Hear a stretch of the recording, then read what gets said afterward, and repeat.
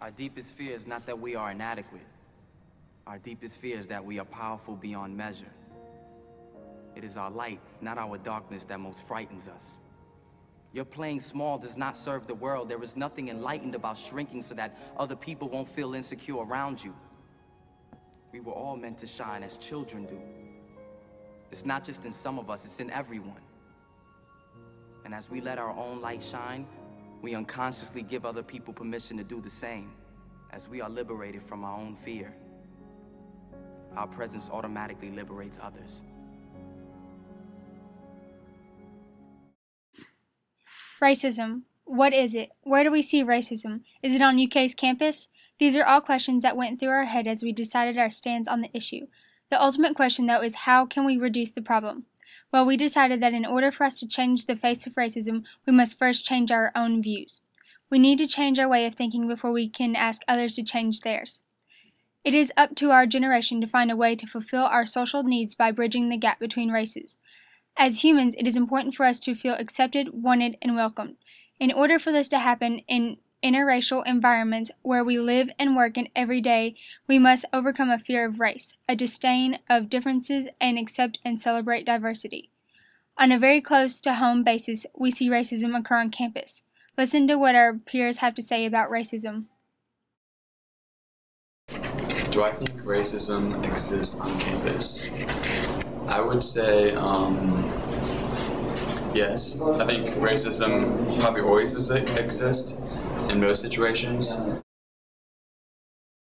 I hang out with this group of people because I am very, close with them. We have a lot of things in common. But on the other side, this campus is very, segregated. So to keep down the conflict, I just hang out with a group of people that I'm comfortable with instead of, going to a group of people that probably would not accept me or may not have the same views or values as me.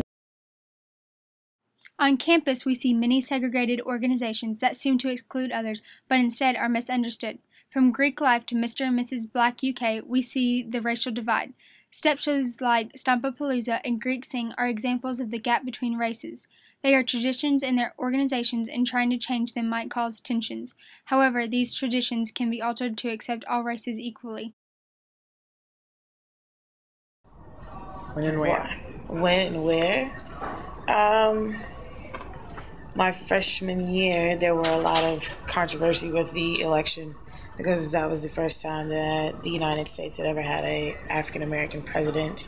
So, of course, African-American students who voted were very proud, but some other students were not.